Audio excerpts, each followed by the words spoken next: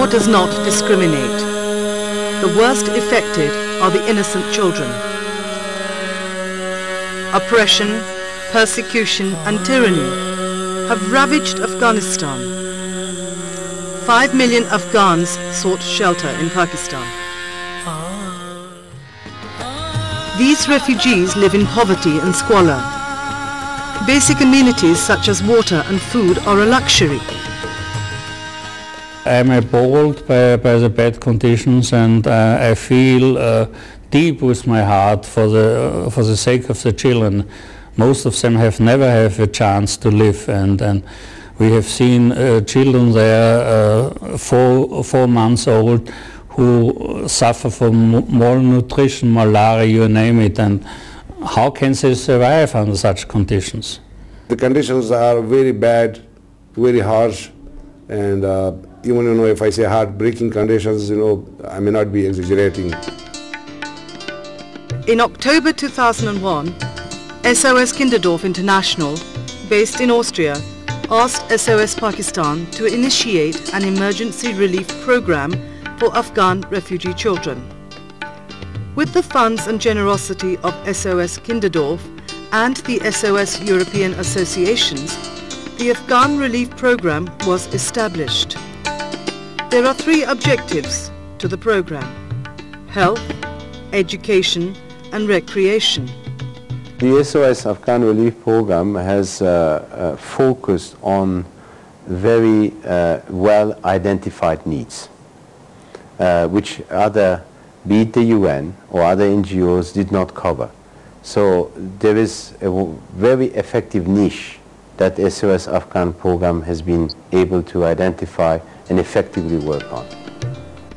2 pediatric basic health units, 2 girls' schools in the Badaber and New Shamshatu refugee camps, and 3 playgrounds were set up in the northwest frontier province of Pakistan. A medical center was put in place on the outskirts of Peshawar, where seriously ill patients from the basic health units in the camps are referred to for admission and treatment. To date, the SOS health facilities have provided treatment to over 20,000 Afghan refugee children, and SOS has saved the lives of countless dying children.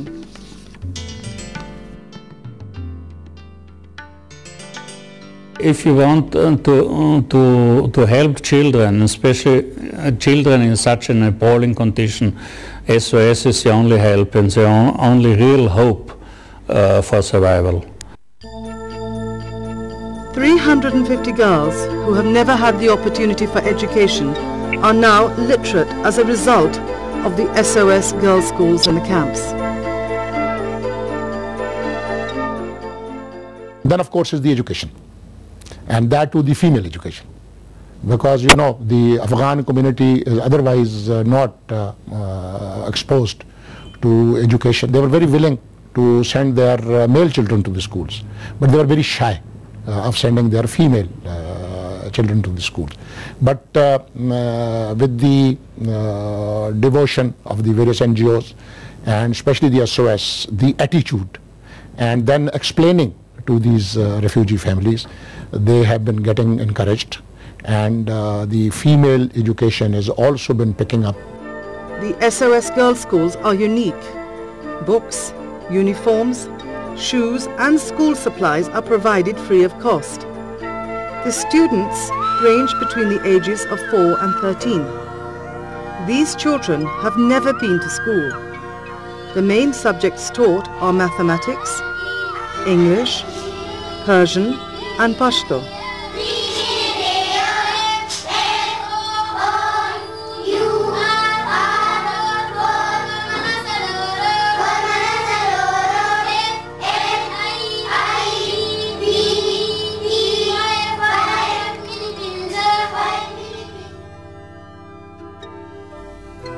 Nutritional supplements of fortified milk and biscuits are provided daily.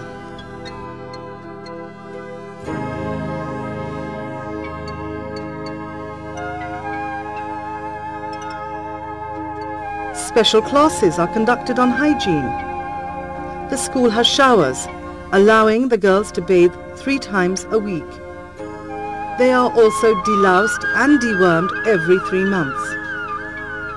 The SOS schools are the only schools in the refugee camps with fans, tables and chairs. The children are eager to learn in a safe, friendly and learning environment. One is of course that you have a world outside who is more a refugee world, with the camps. And then you walk into the school, as I visited, and also the health unit, the basic health unit, and it is of course another world. There, of course, in the school you educate children, and we all know that it's more difficult for they educate girls. It's more difficult for the girls to be educated than the boys, and it was really great fun just to go and have a look at the kids, how they enjoyed themselves. Of course, the staff enjoyed themselves, but again, I think it's more important to see the impact it has, sort of their efforts have on the children. These children had never seen a swing or a seesaw before. Their laughter and expressions are heartwarming.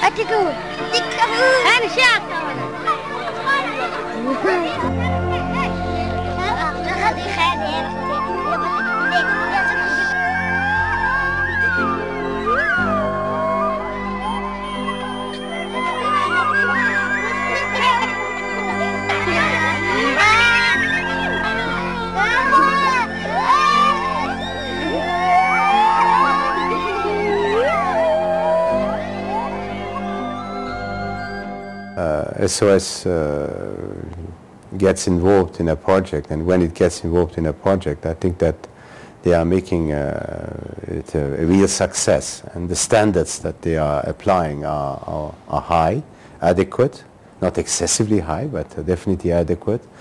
So it's really very encouraging to see this kind of commitment and quality of work which has been performed. I would certainly range the SOS Children's projects as great and remarkable achievements, and they are very useful examples of what the NGOs can achieve beyond the UN, in cooperation with the UN, but even beyond the UN. The basic health units in the camps provide for free medical care and medicines to about 2,000 children a month.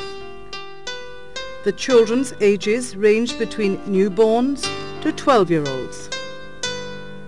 The diseases most commonly treated are malnutrition, malaria, tuberculosis, gastroenteritis, as well as worm infestation and respiratory tract infections. Patients line up for their turn at 5 in the morning and wait patiently till 8 a.m. when the basic health unit starts. While the patients wait for the basic health unit to open, the SOS doctor provides counselling and information to the patient's parents on basic first aid and childcare. The SOS Basic Health Unit is open 9 hours a day, 6 days a week. A medical staff member is always available to attend to emergency cases 24 hours a day. As far as I could see, and this is only a layman's view, that the administration carried out by SOS seemed to me to be impeccable. Each family in the camp is registered with SOS and provided with a SOS registration number card. A file is maintained for each family unit. Once the patient arrives at the basic health unit, they take their registration card to the registrar, who then gives them their corresponding file. They are then taken to the doctor, who, after an initial examination, prescribes laboratory blood or urine tests. These tests are carried out at the SOS laboratory in the camp. The laboratory technician documents the results in duplicate and provides one copy to the patient, who then returns to the doctor. The doctor reviews the tests, writes out the necessary prescription, which is then taken to the SOS dispensary. The dispenser provides the medicines. He mixes the antibiotic powder with the correct amount of clean water to make the oral suspension, and he explains the dosages. The patient then returns to the doctor with the medicines. The doctor administers the first dose of medicine and ensures that the mother has understood the correct dose of medicine required by her child. The mother then returns the family file to the registrar.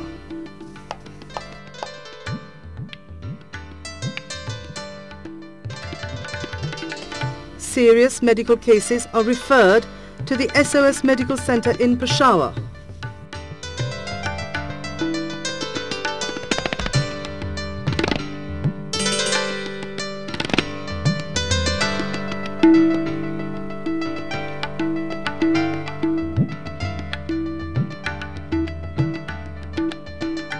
I was deeply impressed by the efficiency and the dedication of the staff, and it would be a shame if this program couldn't continue out of lack of funds.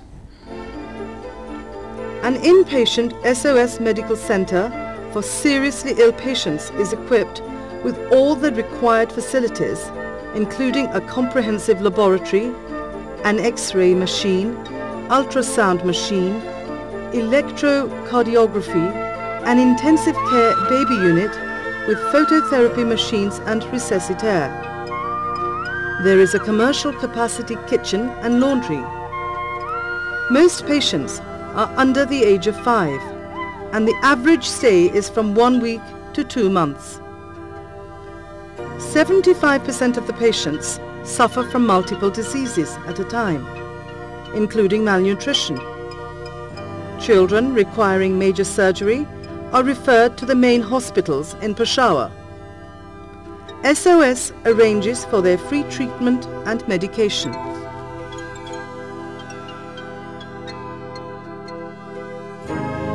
I think that SOS Children has done a remarkable job. I'm particularly fond of the hospital because it's a remarkable achievement.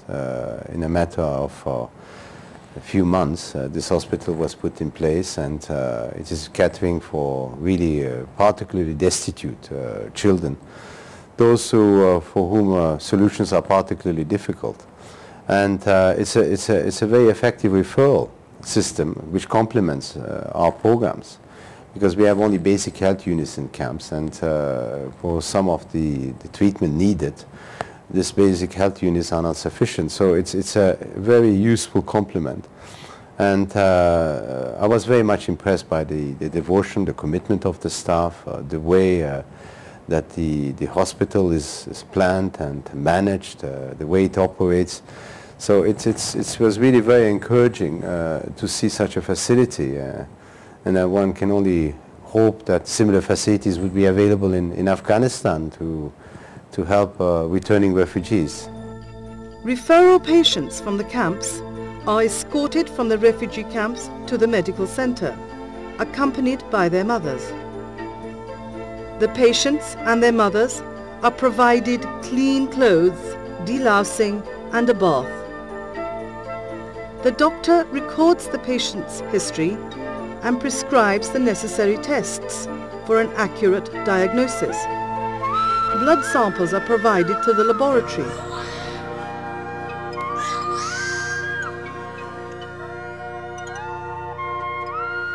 The laboratory is equipped with an ELISA chemistry analyzer, biochemistry strip reader, centrifuge and an Olympus microscope. The microbiology laboratory is equipped with an incubator and autoclave. Children that require X-rays are taken to the X-ray room. X-ray developing facilities are available on site. The ultrasound facility is a necessity for diagnosis and effective treatment. The kitchen staff prepares food for 200 individuals every day, as the patients' mothers are also provided free food. The laundry operates for 14 hours a day. Special attention is paid to cleanliness and hygiene in the hospital. Due to the constant power breakdowns, the 35 kilowatt generator is vital. The main store that feeds all the SOS basic health units, schools and medical centre is located at the SOS Medical Centre in Peshawar. The store is always well stocked, record keeping is precise and well maintained. All the systems implemented to run the program are efficient and eliminate the possibility of errors. This is what the Afghan Commissioner for Refugees, Brigadier Mushtaq Ahmed Alizai, had to say about the SOS Afghan Relief Program. SOS, I can tell you, is an organization which has run these facilities so efficiently that you can compare them with any international facilities anywhere. I think, as they say, seeing is believing. I would recommend that if people want to see that how the organizations are run, then I think they should come and visit these refugee camps and see these BHUs and the primary schools being organized and being run, and the care which is being provided to these refugee affected kids, and especially this hospital which is in Peshawar. The facilities it has and the way it has organized its systems, I tell you, is very impressive. And you really, at times, when I visited this institution, I felt like becoming part of this organization because I was so impressed.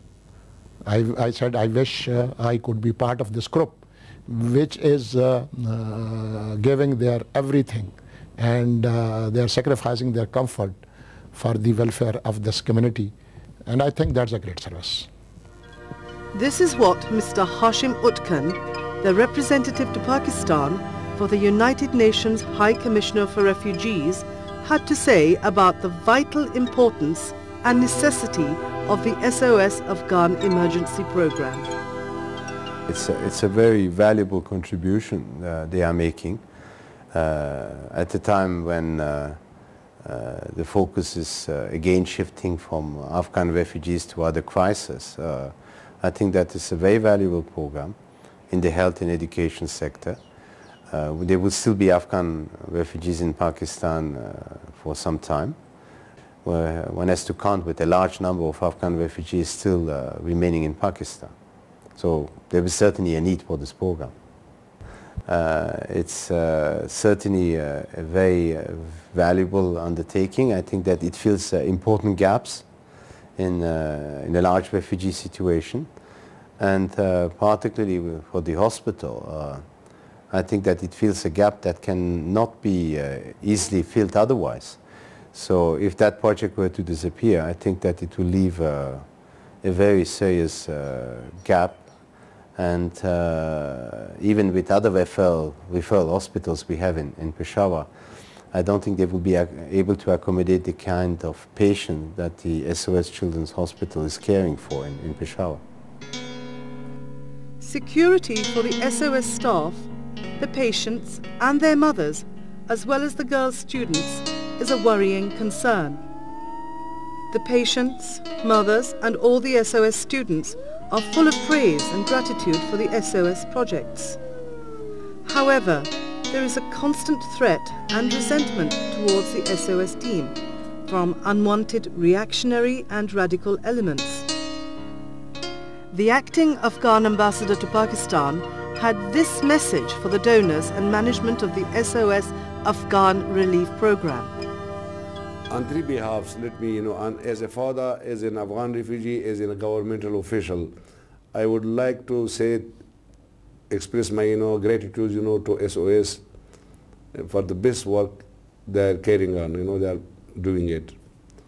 And on behalf of the families being admitted to the hospital, I would like to say thank you to SOS, especially to Sophia Awan, to all the doctors, to the nurses, and to whoever is involved, in this noble, project. SOS Afghan Relief Project is fantastic. Peter Tejla, Sweden's ambassador to Pakistan, commented about the Afghan refugee repatriation. Last year, as we know, quite a few returned. If there were 1.5 million from here, or if there were a little more, little less, I think one doesn't really know. There are statistics, but exactly how many I think we don't know. And we also know that a few have returned. I think the important thing is that, yes, it's true that quite a few left for Afghanistan last year, but more importantly is to remember that the majority is still here. It's not unusual that those who stay are the weakest of the weak or the poorest of the poor. And it's important then, not to commit oneself over only for a certain period. But as long as the need is there, people have to be helped. There is a tendency of moving from one crisis to another. And one tends to forget that when there's a new crisis, the old ones are still there. I think it's important that SOS and the others continue their work. 7 to 20 children per family, child marriages, selling of girls in marriage, and multiple wives. This is now a part of the refugee culture. Girls are robbed of all hopes, dreams and aspirations. Afghan Gul was sold in marriage at the tender age of 12. Now, at 13, she is a mother. She brought her 5-month-old infant for treatment to the SOS Medical Center.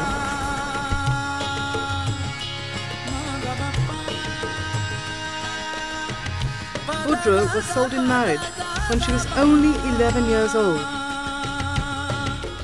His Excellency Dr. Gunter Galovich, the ambassador of Austria to Pakistan, gave his comments. Well, I'm now maybe a little bit undiplomatic, but I'm afraid 3 years is not realistic enough. Afghanistan won't recover within 3 years. So Afghan refugees are now in the limelight of the international and global interest. But this limelight will soon fade away, as we have seen already after the Iraq War. Afghanistan politically has been put on a back. So I'm afraid that what is left over are these poor refugees and these poor children, because the refugees, as we have seen, have no chance to resettle in Afghanistan. There were more than 1 million refugees going voluntarily back to Afghanistan, but most of them returned back to Pakistan. Well, you could use a lot of superlative words, but as you asked me to use only one word, it's fantastic. But also, let's have a look at the film, because pictures are saying much more than words. So I hope this little film, which has been done for this special occasion, will show a little glimpse of what is done here and what is done by SOS Pakistan. I also wanted to thank all the SOS people, especially Safia Awan and the President, who has done so much for a project which is one of the few Austrian projects we can really proud of. And what I have seen in Pakistan, they are one of the best led and best organized. So for me as an Austrian ambassador, I feel not only proud to be an Austrian, but to have a project, one of the few projects which which is a showcase for us, and which we can fully identify. SOS Pakistan extends its appreciation and gratitude to SOS Kinderdorf and all the SOS European associations for their generosity, because without their support and funds, the Afghan emergency program would never have been possible, and we would not have been able to save innocent lives. Thank you all, and may God bless you all.